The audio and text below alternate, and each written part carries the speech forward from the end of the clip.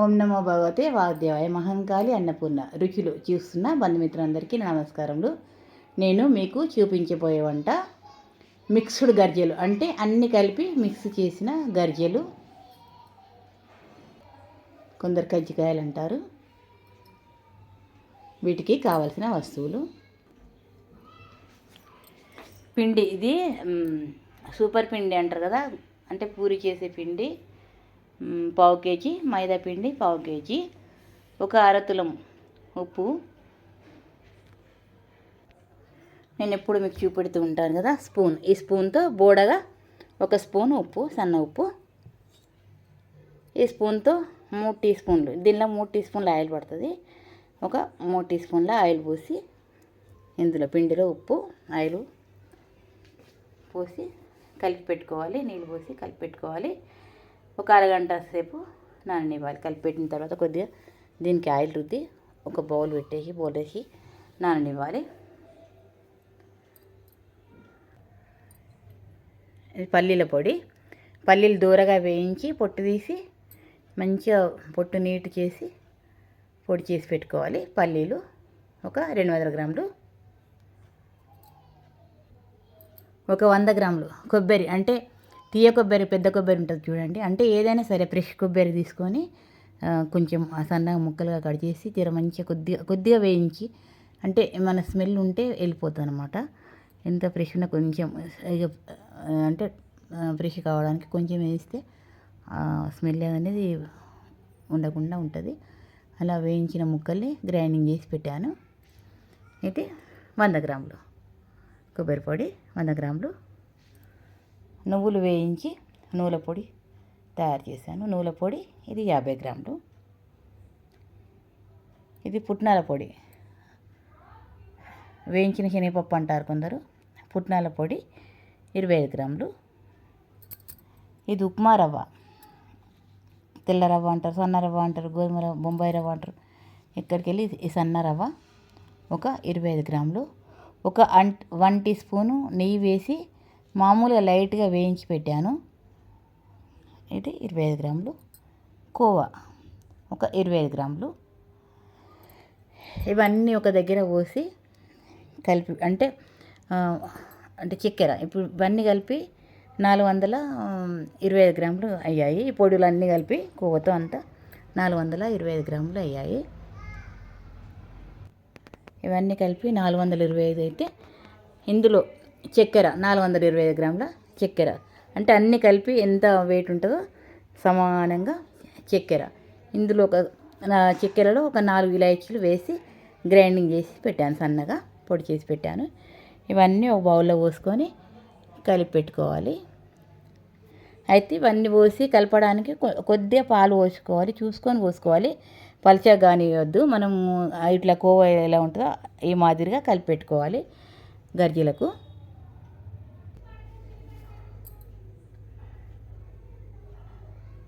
ఇందులో రాశాను,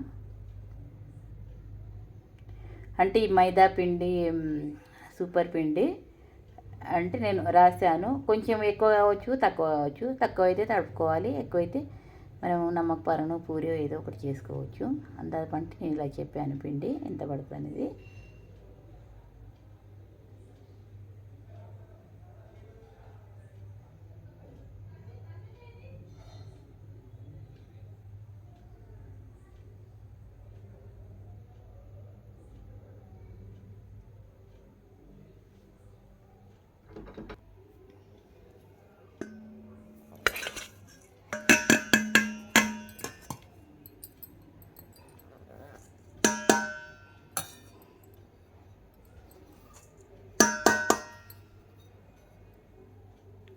కొబ్బరి పొడి, పల్లెల పొడి, నువ్వుల పొడి, పుట్నాల పొడి,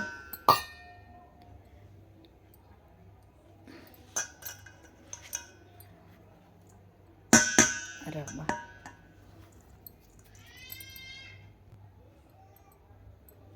కోవా,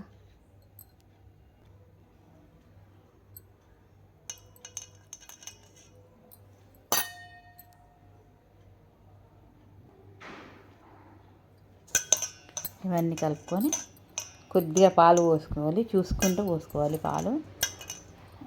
ఎక్కువ పట్టే పాలు, ఎందుకంటే కొంచెం ముద్దలాగా అయితే మనకు చేసుకోవడానికి ఈజీగా ఉంటుంది అనమాట. అందుకోసం కొన్ని పాలు పోసుకోవాలి.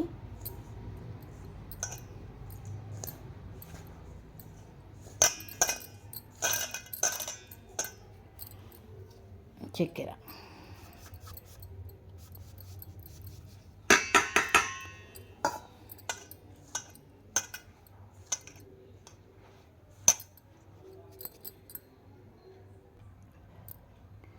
ఇలా చూడండి, ఇలా ఇలా తయారైంది. అంటే పాలు పోసి కలిపిన తర్వాత ఇలా తయారైంది. ఒక పావు గంట సేపు నానిన తర్వాత చేసుకోవచ్చు. ఇంకొకటి, మీకు కోవా అందుబాటులో లేకపోతే ఊరుకోవచ్చు, ఉంటే వేసుకోవచ్చు, లేకుంటే వేసుకుంటే బాగుంటుంది. ఒకవేళ అందుబాటులో లేదనుకోండి, లేకున్నా సరే పర్వాలేదు. ఇంకా చక్కెర అంటే మీకు కొద్దిగా టేస్ట్ చూసుకోండి, ఇట్లా నోట్లు వేసుకొని చూసుకోండి. ఇంకా పడతా, ఇదైతే సరిపోతుంది. తియ్య ఇంకా కావాలనుకునేవారు వేసుకోవచ్చు. ఇదైతే కరెక్ట్ సరిపోతుంది. ఇప్పుడు ఎక్కువగా తినదు కదా స్వీటు. ఎక్కువ కావాలనుకుంటే ఇంకో పావు ఎక్కువ చేసుకోవచ్చు.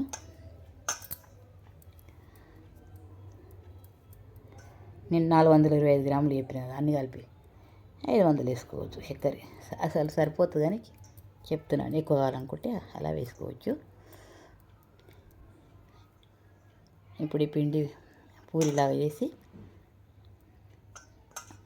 చపాతీల పీట మీద చేసి ఇది నింపి గరిజలు తయారు చేసుకోవడం.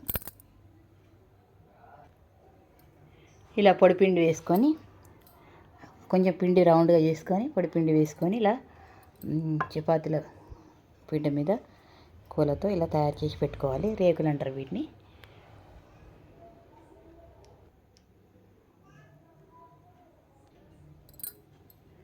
ఈ మిశ్రమాన్ని ఇంట్లో పెట్టుకొని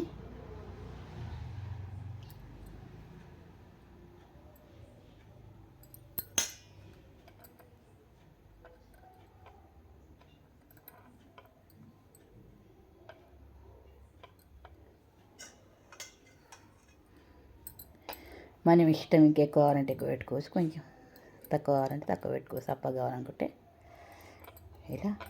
ఇలా నిండుగా ఉంటేనే బాగుంటుంది. ఒక చిన్న బట్ట ముక్క తీసుకొని నీళ్ళలో అద్ది చుట్టూరా ఇలా నీళ్ళ తడి పెట్టాలి. చుట్టుపక్కల మొత్తం చుట్టూ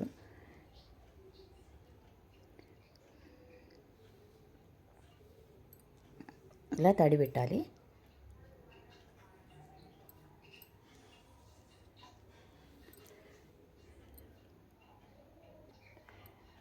తడి పెట్టిన తర్వాత ఇలా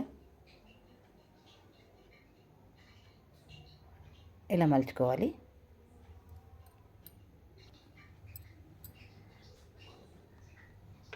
ఇలా నొక్కాలి. మలిచిన తర్వాత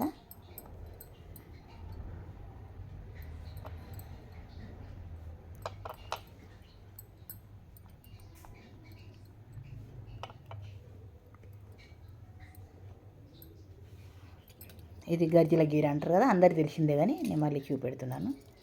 దీంతో ఇలా రౌండ్గా వచ్చేలాగా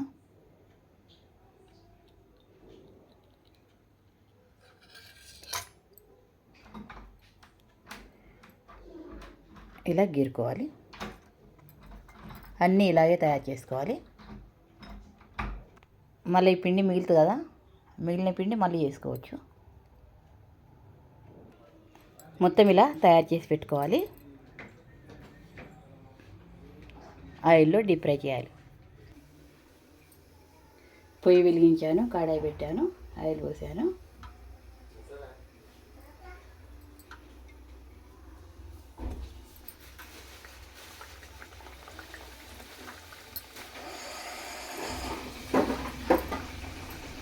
మనం సైజు ఇష్టం, మనం ఇంకా పెద్దగా కావాలంటే పెద్దగా చేసుకోవచ్చు, చిన్నగా కావాలంటే చిన్నగా చేసుకోవచ్చు.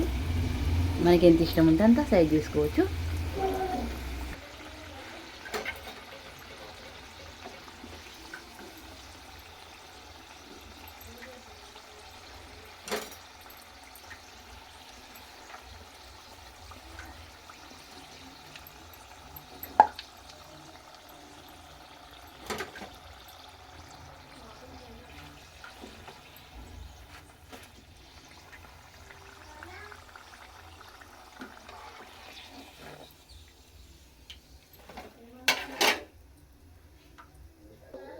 మైదా వాడము అంటే మొత్తం సూపర్ పిండితో కూడా చేసుకోవచ్చు, మన ఇష్టం.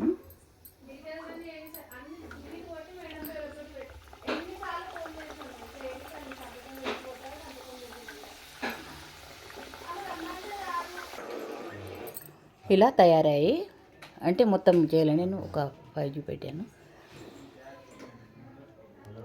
అయితే ఈ గర్జెలు 15 రోజులైనా ఏమీ ఖరాబ్ కావు, చాలా బాగుంటాయి. ఫ్రిడ్జ్లో పెట్టకుండా బయట అయినా సరే 15 రోజులు మంచిగా ఉంటాయి, ఏం ఖరాబ్ కావు, చాలా టేస్ట్గా ఉంటాయి. ఈ గర్జెలు మనం శ్రీమంతాలకి ఎవరికైనా తీసుకెళ్ళాలంటే తీసుకోవచ్చు, పుష్పవతి అయినప్పుడు తీసుకెళ్ళవచ్చు, మనకి ఎప్పుడు ఇష్టం ఉంటే అప్పుడు తీసుకోవచ్చు. ఇది కోవా టేస్టే ఉంటుంది, కోవా కంటే ఇంకా బాగుంటుంది.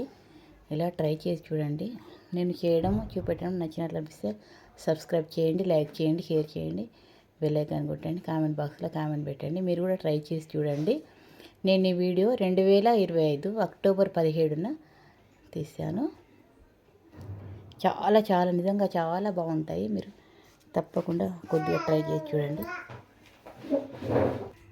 ఇందులో చక్కెర సరిపోయిందని చెప్పారు, మీరు కూడా మళ్ళీ ఏమి వేయకండి, కరెక్ట్గా సరిపోయింది. గర్జెలు మొత్తము 50 అయ్యాయి కరెక్ట్గా. ఆ పిండి కూడా అదే 1/2 కేజీ ఆ పిండి, సూపర్ పిండి 1/2 కేజీ మైదా పిండి, అవి మొత్తం కరెక్ట్గా 50 గర్జెలు అయినాయి. పిండి కూడా మిగలలేదు, అలా గ్రేవీ కూడా మిగలలేదు. అంటే మనము పెట్టిన సైజుని బట్టి ఇంకా పెద్దగా పెట్టుకోవచ్చు, చిన్నగా పెట్టుకోవచ్చు, కానీ ఈ సైజు మాత్రం కరెక్ట్గా 50 అయ్యాయి గర్జెలు.